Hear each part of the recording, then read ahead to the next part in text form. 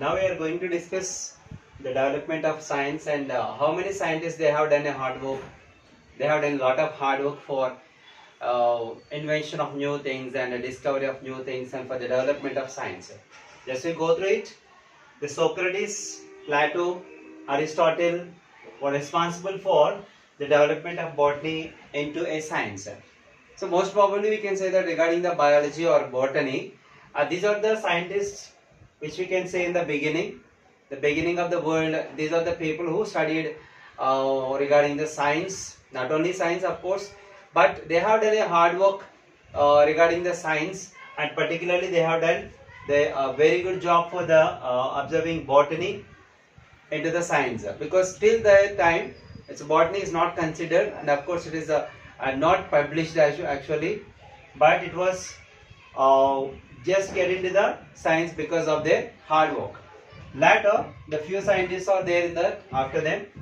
Theophrastus described the external and internal characters of 500 plants. Can you imagine that how much time he has taken? Observing 500 plants is not a simple matter. So he is the person who observed 500 plants, not only the external characters, both external and internal characters he observed, right? And later, whatever the discoveries he made, whatever the observations he made out of the 500 plants, he has completely given a description in a book which is named as a Historia Plantarum. The name of the book which is published, the internal and external characters of 500 plants, is Historia Plantarum. That was written by Theophrastus.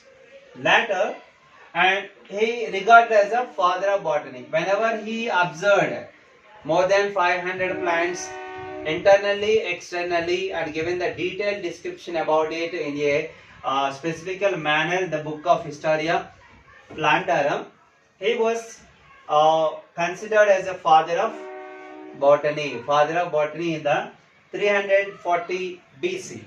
Later, in 16th and 17th centuries, slowly we can just go through the centuries and how science can be developed in every century, right? And here, in 16th and 17th centuries, there is another scientist named as Gaspard Bahin, and he identified 6,000 plants. He observed 6,000 plants and introducing the binomial nomenclature. This is the very much important thing he noticed. Binomial nomenclature. Binomial nomenclature means he introduced the two name system for all the plants. Two name system. For example, mango, Mangifera indica. Human beings, Homo sapiens, right? And neem plant, Azadirachta indica. Like the two names are there for almost all the things. It is called as a scientific name. Every name which consists of two names, and the first name is called genus name and the second name is called species name. This system is called binomial nomenclature. The binomial nomenclature was introduced for the first time by Gaspard Bahin by observing 6,000 plants. You can imagine that how hard work he has done for introducing this kind of a system. Not 100, 200 or 500, 600.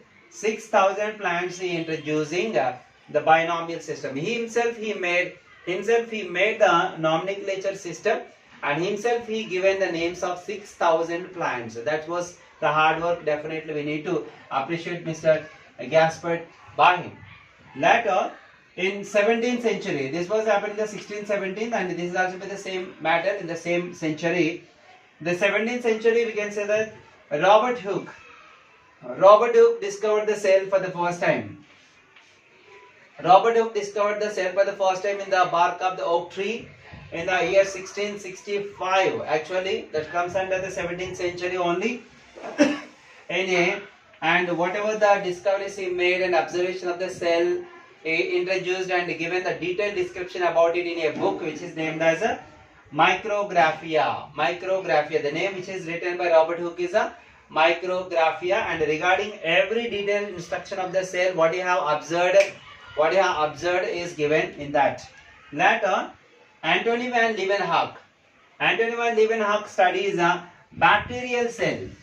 Actually, after the discovery of the microscope, the people started observing the microorganisms under the microscope, and he is the first person who observed the microorganisms like bacteria in a living condition. In a living condition, whose name is Antony van Leeuwenhoek, and himself he also made one microscope, and he can able to see the objects 300 times bigger.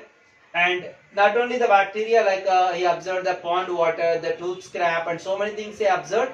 But he is the first person who observed the bacterial cells in the living condition. This is what an important point here. In living condition, he observed the bacterial cells for the first time, who is nothing but Antony van Leeuwenhoek. And these are the few scientists, they have done a lot of hard work for the development of science, and we will discuss some more scientists later.